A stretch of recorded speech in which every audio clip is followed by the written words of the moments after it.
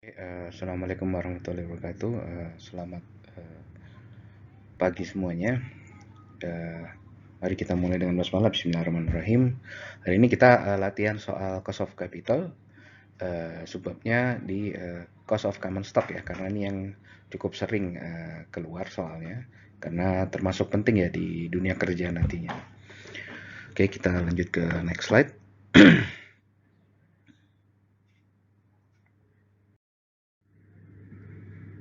Oke, ini contoh soal kasus ya. Cost of capital, cost of common stock. Oke, contoh PT Santuy Sukses Sejahtera Tbk saat ini mengukur biaya modal ekuitasnya ya. Saham perusahaan tersebut diperdagangkan pada Rp5.750 per lembar dan expected dividend yang mau keluar di tahun 2022 ini nanti, kita anggap sekarang tahun 22 ya, tahun 2022 ya, itu Rp350 per lembar saham. Nah, dividen per lembar saham selama 5 tahun terakhir dapat dilihat pada tabel di samping ya.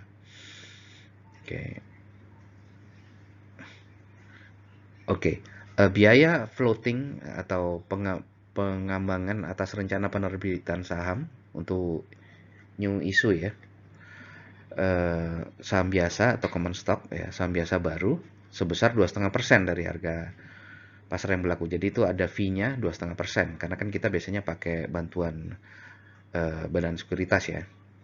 Dengan data ini maka tentukan pertama A, berapa tingkat pertumbuhan dividen sejak 2017 sampai 2021. Yang kedua, berapa nilai pengembalian bersih dari penjualan saham baru. Lalu yang ketiga, dengan menggunakan model penilaian pertumbuhan konstan atau constant growth valuation yang Garden itu ya, berapa biaya laba ditahan atau cost of return earning-nya ya. Oke, lalu yang terakhir, dengan menggunakan metode yang sama, berapa biaya penerbitan saham baru. Oke, di sini kita lihat untuk yang A, kita punya ini ya, data 5 tahun saham terakhir. Kalau kita lihat periodenya dari 2018, 17 ke 18, 18 19, 19 ke 20, 20 ke 21, itu ada 4 kali lompatan ya. Oke.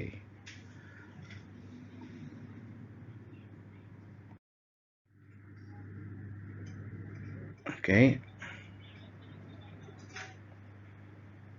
Kita mulai dulu dari yang diketahui dulu. Oke, yang pertama kita tahu harga saham saat ini 5.750 dari soal ya. Lalu dividen per share, dividen per satu lembar saham itu Rp350 ya. Lalu periode dalam tahun ada 5, tapi sebenarnya kan yang kita hitung hanya loncatannya 4 ya. Oke. Lalu fee-nya berapa untuk penerbitan saham tadi? 2,5% ya. Oke. Lalu yang kedua ditanya, pertama growth-nya berapa? Yang kedua, harga saham, penerimaan saham bersih ya, setelah dipotong fee. Jadi kita tinggal mengurangi fee-nya aja di sini. Oke. Jadi di sini tuh tinggal mengurangi fee-nya saja gitu. Oke, lalu yang berikutnya biaya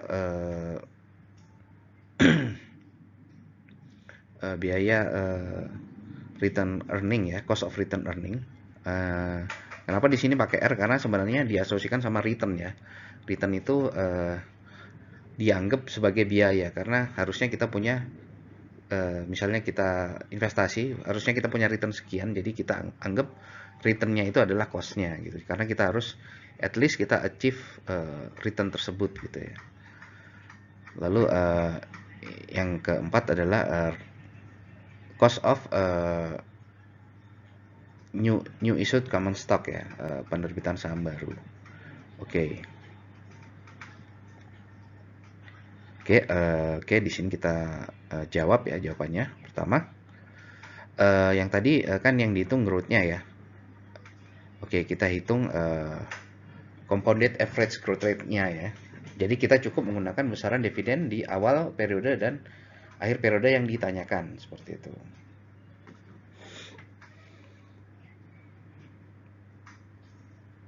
Oke.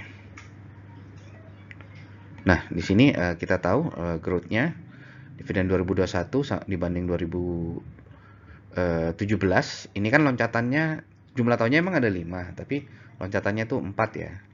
Jadi kita bagi berapa returnnya dari dividen yang paling terakhir dibagi dividen awal, itu berapa persen kenaikannya. Lalu kita akarkan dengan jumlah lompatan tahunnya. Jadi di akar 4 di sini ya. Atau bisa dibilang di pangkat 1/4 secara. Lalu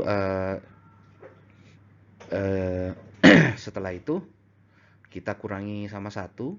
Tujuannya supaya kita tahu berapa sih per tahun kenaikannya gitu ya. Lalu kita kali 100% biar dapat 100%. Di sini kita dapat akar keempat dari hasil pembagian 308 dibagi 250 itu 1,0535 ya, dikurangi 1 tinggal 0,05, lalu dikali 100% jadi 5%, seperti itu. Oke, lalu yang kedua, nilai penerimaan bersih penjualan saham baru itu kita tinggal harga sahamnya itu 5.250, kita kurangi fee-nya aja. Untuk penerbitan saham kan 2,5% ya. Jadi cukup gini aja ngitungnya. Oke.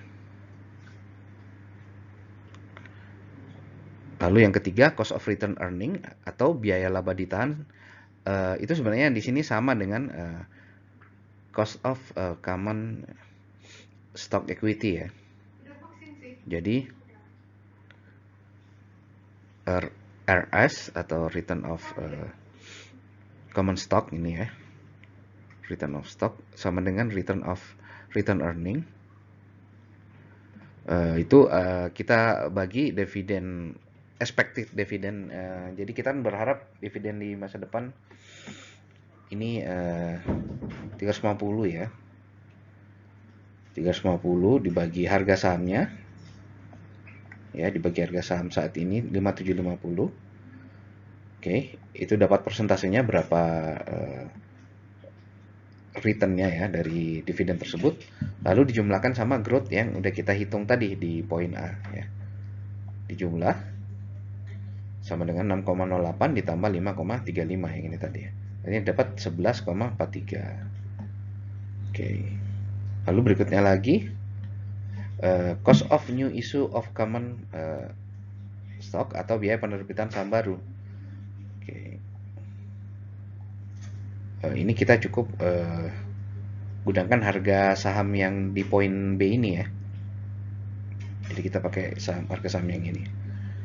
Jadi sama kayak C, tapi harga saham yang ini kita ganti dengan yang poin B ini. Oke. Oke, akhirnya kita dapat jawabannya 11,59%. Oke, mudah-mudahan latihan soalnya jelas ya teman-teman. Terima kasih waktunya, terima kasih sudah nonton video ini. Mari kita akhiri dengan alhamdulillahirabbil alamin. Assalamualaikum warahmatullahi wabarakatuh.